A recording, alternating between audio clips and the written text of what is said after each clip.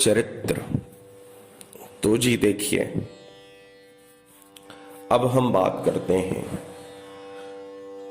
उत्तानपाद की।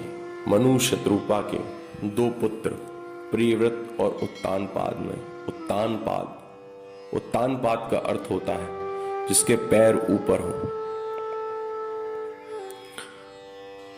एक समय की बात है, राजा उत्तानपाद एक बहुत ही सुंदर नगर में गए। वहां उनका पाणी ग्रहण संस्कार सुनीति नाम की एक दिव्य कन्या से हुआ।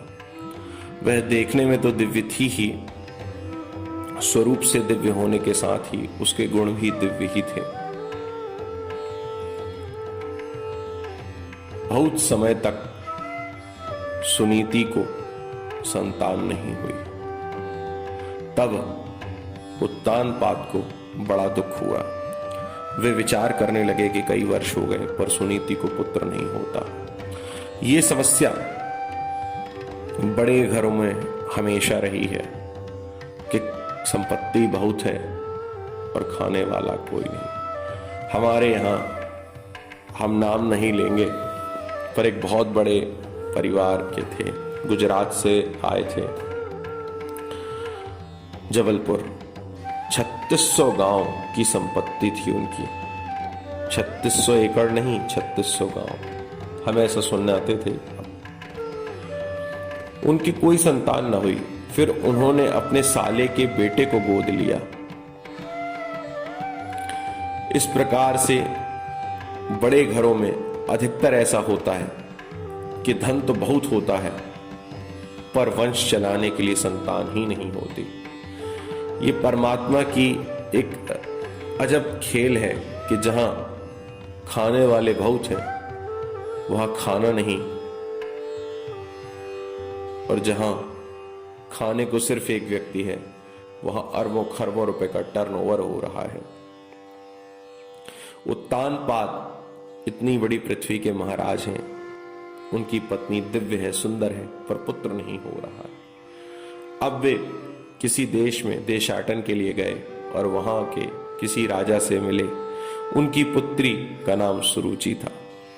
उसे देख करके उन्होंने यह निश्चय किया कि पहली पत्नी से तो पुत्र हो नहीं रहा, चलो इन्हीं से विवाह कर लें, इनसे पुत्र हो जाए। सुरुचि को ब्याह करके ले आए, पर जैसे ही महल के द्वार पर आए तो क्या देखते हैं कि ढोल नगाड़े बज रहे हैं, मंजीरे आदि बज रहे हैं,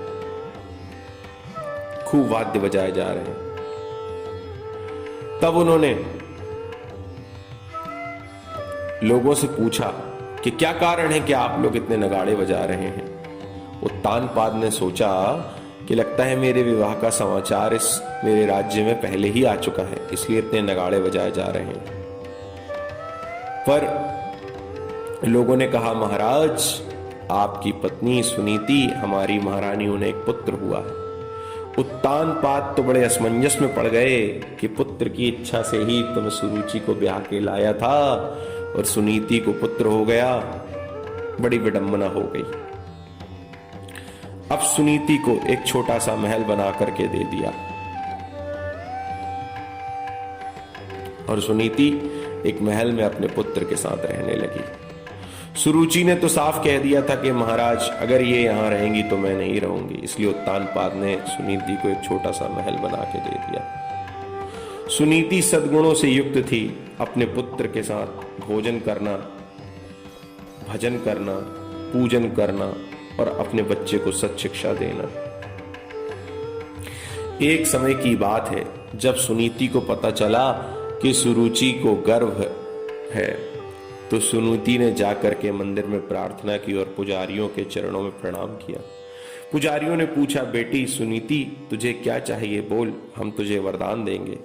तो सुनीति कहती है कि महाराज की जो दूसरी पत्नी है सुरुचि, उन्हें पुत्र हो जाए, बस मैं यही चाहती हूं। सभी पंडित अवाक रह गए। अरे जिसने तेरी ये दुर्दशा की, जिसने महाराज से तेरा विछोह कराया, उसी सुरुचि को तू पुत्र देना चाहती है, वरदान देना चाहती है, पुत्र प्राप्त हो ऐसा चाहती है। सुनीति ने कहा, महाराज प्रसन्न रहे, इससे बढ़ के मेरे लिए और कोई प्रसन्नता का कारण नहीं है। तब पंडितों ने कहा, ठीक है, चूंकि तू चाहती है इसीलिए सुनीति हम वरदान देते हैं कि सुरुचि को पुत्र होगा, लेकिन उससे भी बढ़ के वरदान हम तुझे देते हैं कि तेरा जो पुत्र होगा उसका यश सदा के लिए फैला रहेगा, उसका सम्मान जब तक यह पृथ्वी रहेगी तब तक रहेगा, और उसके सम्मान का मूल कारण तू ही होगी। तेरा नाम ख्यातियों में विख्यात हो जाएगा, आने वाले लोगों में तुझे याद करेंगे, आने वाली सदियों सदियों तक तुझे एक श्रेष्ठ माता के रूप में याद किया जाएगा। अब एक समय की बात है, सुनीति का पुत्र जब केवल 5 वर्ष का था, वह सुरुचि के पुत्र उत्तम के साथ खेल रहा था। सुरुचि जो महाराज उत्तानपाद की परम प्रिय पत्नी थी, इस कारण से उत्तम को उत्तानपाद महाराज की गोद सुलभ थी। एक दिन सुनीति पुत्र ध्रुव ने भी उत्तम की ही तरह महाराज उत्तानपाद की गोद में चढ़ना चाहा, पर सुरुचि ने आंखें दिखा दी तो उत्तानपाद ने ध्रुव को गोद लेने से मना कर दिया। ध्रुव को बड़ा दुख हुआ। 5 वर्ष का बालक अपने पिता की गोद में जाना चाहता है, पर पिता गोद ही नहीं ले रहे। तब सुरुचि ने अहंकारवश आंखें दिखाते हुए कहा कि हे ध्रुव, ये तेरे पिता अवश्य हैं, पर यह गद्दी तेरी नहीं है। तू इनकी गोद में बैठना चाहता है, यह तेरे लिए संभव नहीं है। ध्रुव ने कोमल वाणी में कहा, मां सुरुचि, ये बताओ कि अगर मुझे अपने ही पिता की गोद में बैठना है, उसके लिए मुझे क्या करना होगा? तो सुरुचि कहती है कि जा, भगवान का भजन कर, कठिन तपस्या कर, और तब जाकर के जब भगवान प्रकट हो और तुझसे कहें वर मांगो, तब ये वर मांगना कि मेरा जन्म मां सुरुचि की कोख से हो। सुरुचि की कोख से जब तू जन्मेगा तब तुझे महाराज उत्तानपाद की ये गद्दी नसीब होगी, ऐसे नहीं। 5 वर्ष का क्षत्रिय बालक ध्रुव, उसके हृदय में क्रोध जाग गया। क्रोध की अग्नि, क्रोध की लपटें भड़क उठी और वो रोता हुआ अपनी मां सुनीति के महल की ओर गया। यहां जो बालक उस समय वहां मौजूद थे, उन्होंने दौड़ करके आकर के सुनीति को सब कुछ बता दिया कि मां सुरुचि ने इससे क्या क्या कहा। ध्रुव आंखों में आंसू भरे और लड़खड़ाती हुई जबान से सुनीति से कह रहा है, माता सुरुचि तो बड़ी कठोर है, उन्होंने मुझे मेरे पिता की गोद में नहीं चढ़ने दिया। उनका हृदय बड़ा कठोर है मां, वो तो किसी को नहीं चाहती, वो मुझसे बिल्कुल प्रेम नहीं करती। पर सुरुचि जो सदा भगवान का भजन करती है, जिसकी बुद्धि सम है, उसने ध्रुव को समझाते हुए कहा कि ध्रुव, चिंता मत करो और अपनी मां सुरुचि के प्रति कोई वैर भाव न रखना। तुम्हारी मां सुरुचि ने तुम्हें गलत शिक्षा नहीं दी, अपितु सही शिक्षा दी है। जो मार्ग उन्होंने तुम्हें बताया है, अगर तुम उस पर चलते हो तो तुम्हारे उत्तानपाद की गोद नहीं, तुम्हारे पिता उत्तानपाद की गोद नहीं, परम पिता नारायण की गोद तुम्हें मिल जाएगी। और जब जिस भक्त को, जिस मनुष्य को उन परम पिता नारायण की गोद मिल जाती है, उसे सब कुछ प्राप्त हो जाता है। फिर उसके लिए कोई भी प्राप्त करने योग्य अप्राप्य वस्तु नहीं रह जाती। तेरी मां सुरुचि ने सौतेली होकर के भी सगी मां से बढ़ करके तुझे उपाय बताया है। ध्रुव जो अभी 5 वर्ष के हैं, जो अभी नन्हे से शिशु हैं, जिनके खेलने कूदने के दिन हैं, वे निकल पड़े भजन के लिए अपने नगर से और वृंदावन में आ गए। वृंदावन के पास आकर के जब उन्होंने यह निश्चय किया कि मैं भजन करूंगा, तो वहां नारद जी प्रकट हो गए। देखिए, भगवान जब भी अपने भक्त की परीक्षा लेना चाहते हैं तो नारद जी को अवश्य वहां भेज देते हैं। नारद जी आ गए और बोले, अरे ध्रुव, राजा के पुत्र हो, 5 वर्ष के बालक हो, ये जो तुम कठिन तपस्या करके नारायण को प्रकट करना चाहते हो और उनसे अभिष्ट वर मांगना चाहते हो, ये तुम्हारे लिए अभी सही आयु नहीं है, ये सही समय नहीं है।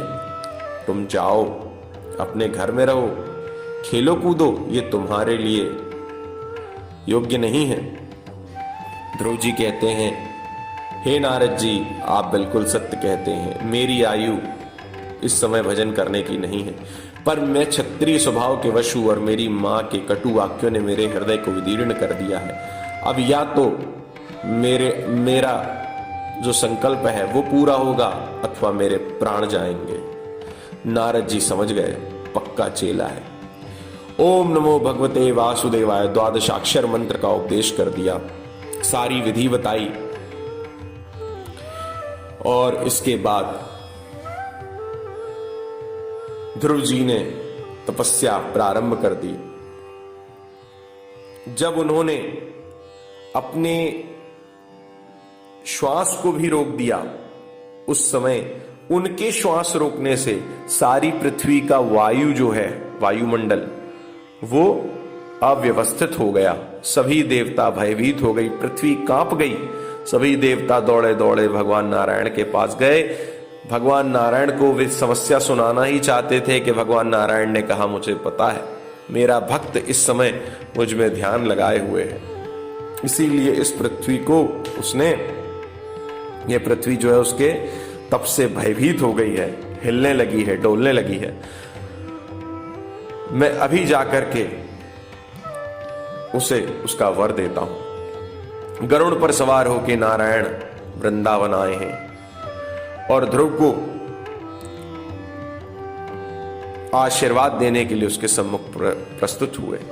पर देखिए, ध्रुव जो है ना, वो हृदय में ही भगवान विष्णु के चतुर्भुज रूप का ध्यान कर रहे हैं। यहां नारायण सामने खड़े हैं गरुड़ पे, चतुर्भुज रूपधारी, पर ध्रुव की आंखें बंद हैं, वो तो अपने हृदय में ही उस चतुर्भुज रूप का ध्यान कर रहे हैं। तो भगवान ने अपनी योग माया से ध्रुव के हृदय में चतुर्भुज रूप दिखाया था, उसे लुप्त कर दिया। ध्रुव व्याकुल हो गए और आंखें खोली, विचार करने लगे, ये चतुर्भुज रूप जो मेरे मन में था कहां चला गया। आंखें खोली तो सामने देखा कि भगवान श्री नारायण सामने ही खड़े हुए हैं। ध्रुव स्तुति करना चाहते हैं पर समझ में नहीं आता स्तुति कैसे करें। 5 वर्ष के बालक हैं, किस प्रकार से मंत्रों के द्वारा भगवान की स्तुति की जाए, इस अबोध बालक को उसका बोध नहीं है। तभी भगवान नारायण ने अपना शंख ध्रुव के कपोल में, ध्रुव के गाल में छुपा दिया, जिससे ध्रुव को सभी वेद वेदांगों का, उपनिषदों का ज्ञान हो गया और वे भगवान की स्तुति करने लगे। तस्मै तुभ्यम, हे प्रभु, आप सर्वशक्तिमान हैं, आपकी शक्ति से ही ये संसार चलायमान है, आपकी कृपा से ही जीव का इस भव सागर से पार होने का उपाय आश्वस्त होता है। कृपा करें प्रभु और मुझे भी अपनी गति प्रदान करें, अपने प्रेम में अधीर कर दें और इस संसार सागर से मेरा बंधन छुड़ा दें।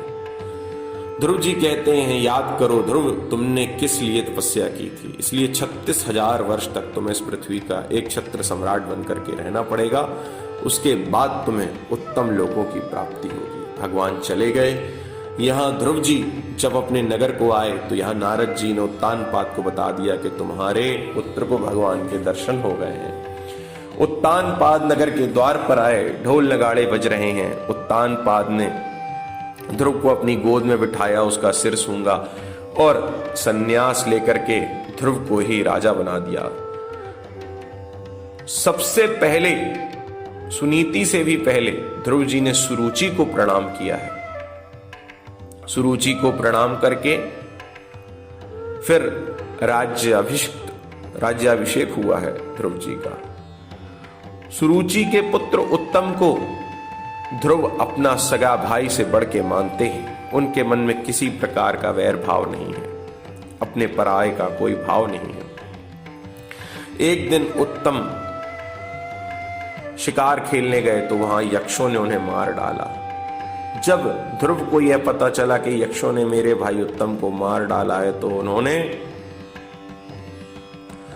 समस्त यक्ष जाति का ही संहार करना प्रारंभ कर दिया।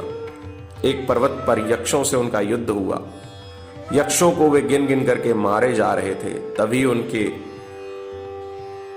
दादा स्वयंभू मनु प्रकट हुए और उन्होंने कहा कि हे ध्रुव, अब तुमने बहुत यक्षों का संहार कर डाला है, अब शांत हो जाओ। यक्षों के संहार से ध्रुव शांत हो गए। तभी कुबेर ने उन्हें आशीर्वाद दिया है। उस समय स्वयंभू मनु ने उन्हें उपदेश दिया कि देखो ध्रुव, तुम एक राजा हो। एक राजा को अपने बराबर के व्यक्तित्वशाली व्यक्ति से मित्रता करनी चाहिए, जो उसके ऊपर व्यक्तित्व वाला हो, जो उससे श्रेष्ठ गुणों वाला हो। उसकी शरणागति स्वीकार करनी चाहिए और जो दीनहीन हो उस पर सदा दया करनी चाहिए। यक्षों ने तुम्हारे भाई उत्तम को मारा, पर अब तुमने हजारों यक्षों को मार डाला है। यक्षों में यह सामर्थ्य नहीं कि ध्रुव तुमसे सामना कर सके, इसीलिए इन्हें दीनहीन जान के छोड़ दो। ध्रुव ने यक्षों का संहार बंद कर दिया। कुछ समय के बाद जब 36,000 वर्ष तक ध्रुव ने पृथ्वी का उपभोग कर लिया, तब मृत्यु भी उनके सामने सिर झुकाता है और मृत्यु के सिर पर ध्रुव जी पैर रख करके वैकुंठ से आए हुए विमान पर आरूढ़ होकर के अचल गति को प्राप्त करते हैं। आज भी आप देखिए, ध्रुव तारा सदा चमकता रहता है। ध्रुव गति प्रदान हुई ध्रुव जी को, इसीलिए जो भक्ति करेगा उसका लोक और परलोक दोनों ही बन जाते हैं। जय जय श्री कृष्णा, जय जय श्री राधे।